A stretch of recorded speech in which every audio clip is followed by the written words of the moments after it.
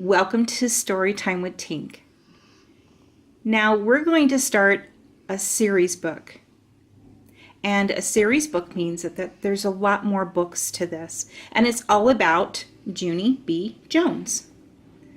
The first book is called Junie B. Jones and the Stupid Smelly Bus. This book has 10 chapters in it. It doesn't have a lot of pictures in it, but it would make a great story for you to sit back in bed before you go to sleep and listen to me read to you, or if you're just relaxing on the couch. This book has lots of books to follow it in our series. So we're just going to start with book number 1, and we'll keep moving through, okay? So sit right back, and here we go. The first chapter is called Meeting Mrs. My name is Junie B. Jones, and the B stands for Beatrice. Except I don't like Beatrice. I just like B, and that's all. I'm almost 6 years old.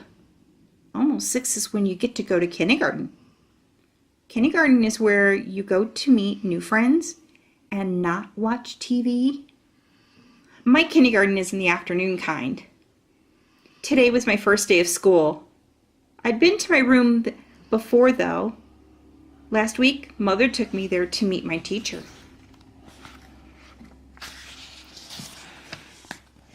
It was called Meet the Teacher Day. My teacher was decorating the bulletin board with the letters of the alphabet. I already know all those letters, I said. I can sing them, except I don't feel like it right now. My teacher shook my hand, only our hands didn't fit together that good. Her name was Mrs. I can't remember the rest of it. Mrs. said I looked cute. I know it, I said. That's because I have on my new shoes. I held my foot way high in the air. See how shiny they are? Before I put them on, I licked them. And guess what else? I said. This is my bestest hat. Grandpa Miller bought it for me. See the double horn sticking out of the sides? Mrs. laughed, except I don't know why. Double horns aren't supposed to be scary. Are supposed to be scary. Then we walk around the room and she showed me where stuff was. Like the easels where we get to paint. And the shelves where the books are, and the tables where we sit and don't watch TV. One of the tables in front of the room had a red chair. I would like to sit here, I think, I told her. But Mrs. said, we'll have to wait and see, Junie. B, I said, call me Junie B. I hollered the B part really loud so she wouldn't forget it. People are always forgetting my B. Mother rolled her eyes and looked at the ceiling. I looked up there too, but I didn't see anything. Are you going to ride the bus, Junie B? Mrs. asked me. It made my shoulders go up and down. I don't know. Where does it go? My mother nodded her head and said, yes, she'll be riding the bus. That made me feel scary inside because I never rided a bus before. Yeah, only where's it going to? I asked again. Mrs. sat at her desk. Then she and my mother talked more about the bus. I tapped on Mrs. Guess what? I still don't know where it's going to. Mrs. smiled and said the bus driver's name was Mr. Wu. Mr. Wu, said Mother. That's an easy name for Junie B to remember. I covered my ears and stamped my foot. Yeah, only where's the stupid smelly bus going to? Mother and Mrs. frowned. Frowning is when the eyebrows go grumpy. Watch yourself, Missy, said Mother. Missy's my name when I'm in trouble. I looked down at my shoes. They didn't look as shiny as they did before. Just then another mother and a boy came in, and Mrs. went off to talk to them instead of me. I don't know why, though. The boy was hiding behind his mother and acting very babyish. I can beat that boy up, I think. After that, my mother sat down and explained about the bus. She said it's yellow, and it's called a school bus, and it stops at the end of my street. Then I get on it, and I sit down, and it takes me to school. And then your teacher will meet you in the parking lot, said Mother. Okay, Junie B. Won't that be fun? I nodded the word yes, but inside my head I was saying no. Chapter 2, Feeling Squeezy. I stayed scared about the bus for a whole week, and last night when my mother tucked me into bed, I still felt sickish about it. Guess what? I said. I don't want to ride that bus to kindergarten tomorrow. Then my mother rumpled my hair. Oh, sure you do, she said. Oh, sure I don't, I said back. Then Mother kissed me and said, it'll be fun. You'll see. Just don't worry.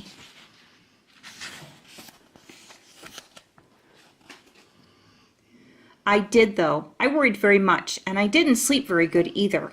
And this morning, I felt very droopy when I got up, and my stomach was squeezy. And I couldn't eat my cereal. And so I watched TV until Mother said it was time to go. Then I put on my skirt that looked like velvet and my new fuzzy pink sweater. And I ate half my tuna sandwich for lunch. After that, Mother and I walked to the corner to wait for the bus. And guess what? There was another mother with a little girl there. The little girl had curly black hair, which is my favorite kind of head. I didn't say hello to her, though, 'cause she was from a different street, that's why. Then finally the big yellow bus came around the corner and the brakes screeched very loud, and I had to cover my ears. Then the door opened, and the bus driver said, Hi, my name's Mr. Wu. Hop on. Except I didn't hop on, 'cause my legs didn't want to. I don't think I want to ride this bus to kindergarten, I told Mother again. Then she gave me a little push. Go on, Junie B, she said. Mr. Wu is waiting for you. Be a big girl and get on. I looked up at the window. The little girl with the curly black hair was already on the bus. She looked very big sitting up there. I'm kind of happy. Look how big that little girl is acting, Junie B, said Mother. Why don't you sit right next to her? It'll be fun, I promise. And so I got on the bus, and guess what? It wasn't fun. Chapter 3, The Stupid Smelly Bus. The bus wasn't like my daddy's car at all. It was very big inside, and the seats didn't have any cloth on them. The little curly-head girl was sitting near the front, and so I tapped on her. Guess what? I said. Mother said I should sit here. No, she said. I'm saving this seat for my best friend, Mary Ruth Marble. Then she put her little white purse on the place where I was going to sit. And so I made a face at her. Hurry up and find a seat, young lady, said Mr. Wu. And so I quickly sat across from the curly, mean girl, and Mr. Wu shut the door. It wasn't a regular kind of door, though. It folded in half, and when it closed, it made a whishy sound. I don't like that kind of door. If it closes on you by accident, it'll cut you in half, and you will have to make a squishy sound. The bus made a big roar, then a puff of black smelly smoke came out of the back end of it. It's called bus breath, I think. Mr. Wu drove for a while. Then the brakes made that loud, screechy noise again. I covered my ears so it couldn't get inside my head, 'cause if a loud, screechy noise gets inside your head, you have to take an aspirin. I saw that on a TV commercial. Then the bus door opened again, and a dad and a boy with a grouchy face got on. The dad smiled. Then he plopped the grouchy boy right next to me. "This is Jim," he said. "I'm afraid Jim isn't too happy this afternoon." The dad kissed the boy goodbye, but the boy wiped it off his cheek. Jim had on a backpack. It was blue. I love backpacks. I wish I had one of my very own. One time I found a red one in a trash can, but it had a little bit of gushy on it, and Mother said no.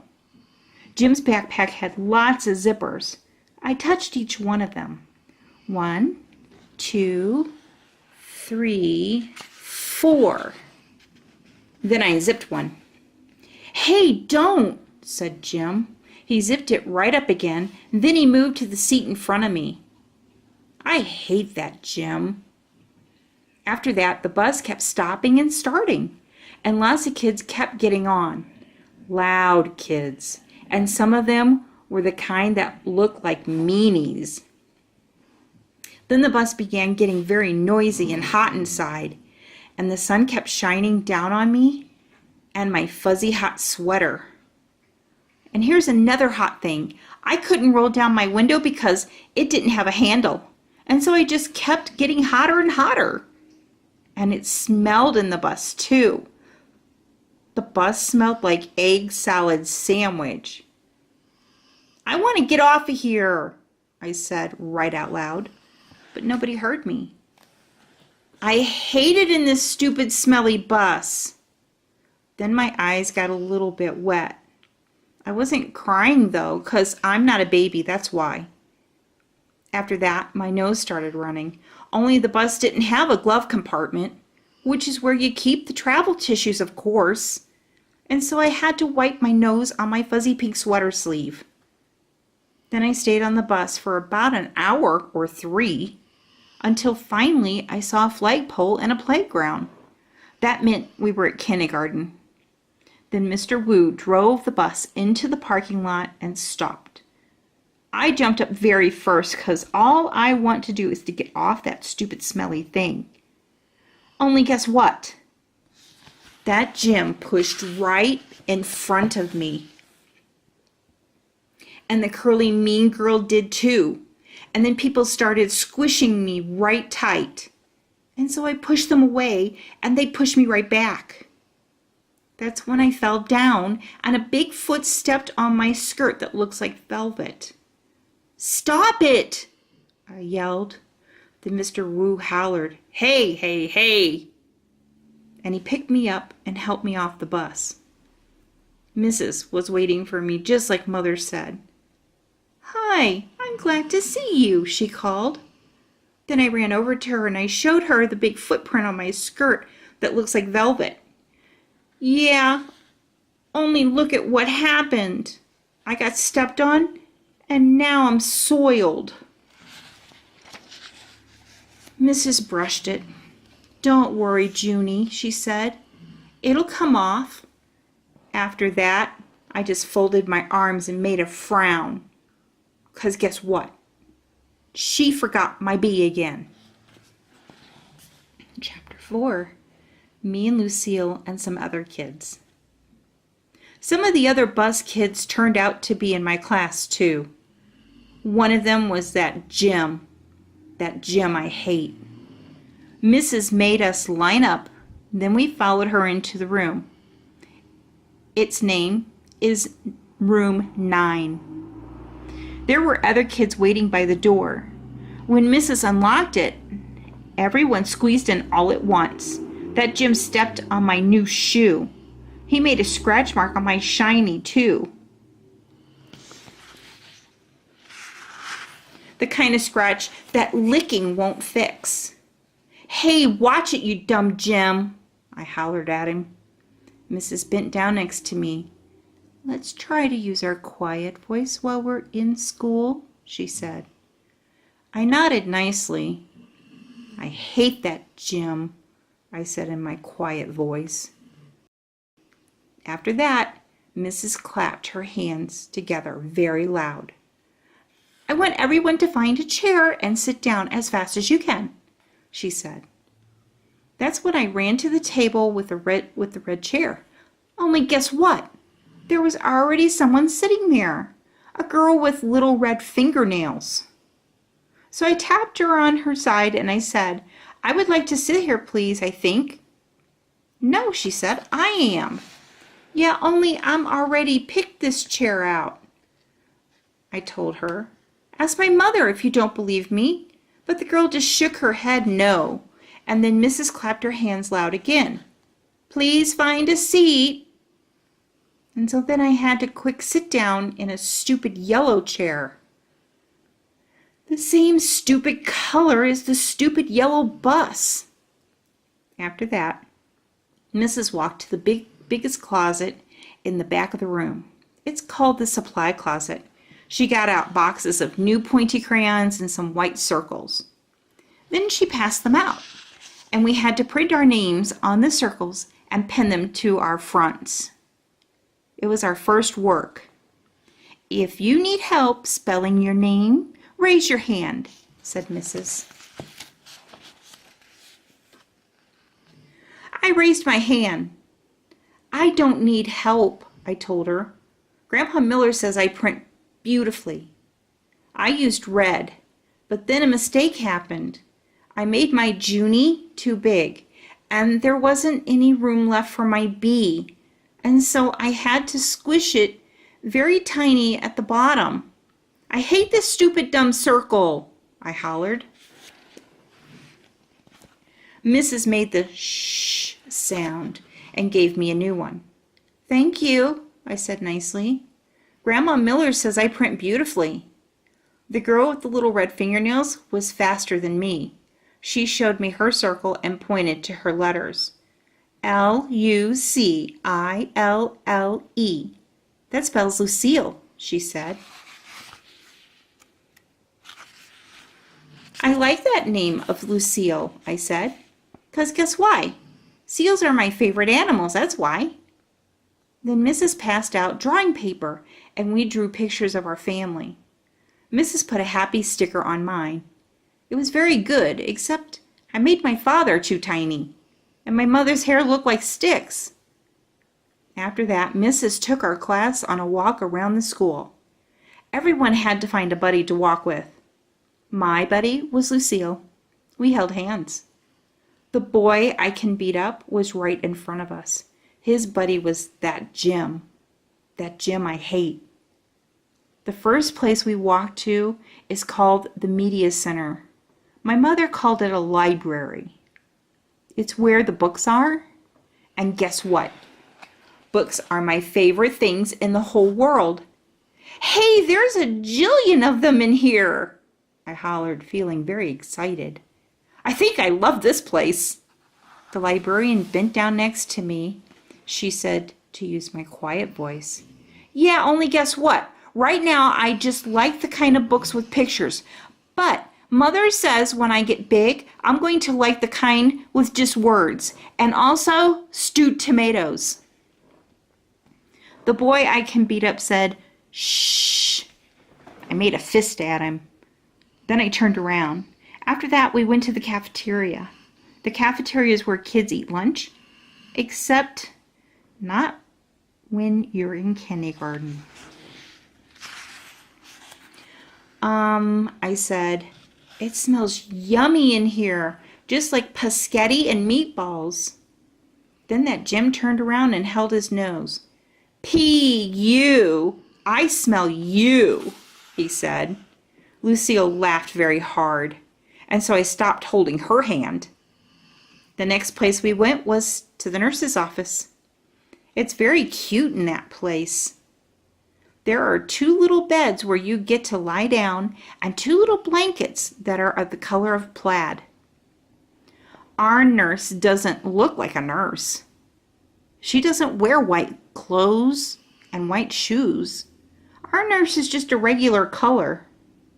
Lucille raised her hand. My brother said that last year he came in here and you let him take off his shoes and he got a drink of water in just his socks. That Jim turned around again. P.U., I smell your feet, he said to Lucille. This time Lucille stuck out her tongue at him. After that, we held hands again. Chapter 5. Principal. After we left the nurse, we went to the main office. That's where the boss of the school lives. His name is Principal. Principal is a baldy. He talked to us. Then Lucille raised her hand. My brother said that last year he had to come down here, and you yelled at him. And now he's not allowed to beat up kids at recess anymore. Principal kind of laughed. Then he held the door for us to leave. After that, we walked to the water fountain, and Mrs. let us get a drink. I didn't get a long one, though, 'cause kids kept tapping on me. Hurry up, girl, they said. Yeah, only guess what? That's not even my name, I told them. Her name is Junie Bumblebee, said Lucille. Then she laughed, but I didn't think it was a very funny joke. After that, Mrs. showed us where the bathrooms were. There's 2 kinds of bathrooms in our school, a boys' kind and a girls' kind. I couldn't go in the boys' kind, though, 'cause no girls allowed. That's why. I tried to peek my head in there, but Mrs. snapped her fingers at me.